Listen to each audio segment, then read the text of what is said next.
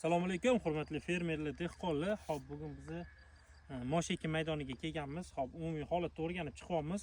Ma'lumot sifatida mosh ekin maydonlarida hozirgi kunda tarqalishi mumkin bo'lgan kasallik to'g'risida ma'lumot berib o'tib ketamiz.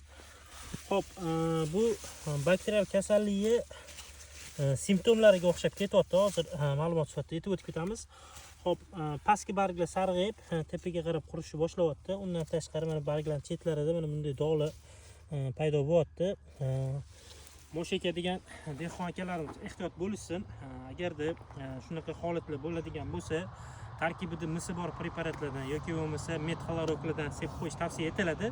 Shu bilan birgalikda agar imkoniyat bo'lsa, tarkibida kazugamitsin ta'sir qiluvchi moddali dorilar sepishsa maqsadga muvofiq bo'ladi. Ekin maydonlarini o'sha bakterial kasalliklardan himoya qilish maqsadida bu birinchi etap. Ikkinchi etap bo'ladigan bo'lsa, o'simliklarni bakterial kasalliklardan himoya qilish uchun pseudobakterin 3 preparat sepilish yaxshi samara beradi. Biz ham kuzatishda davom etaylik. Tez orada yana ham manfaatli videolar qilib boramiz.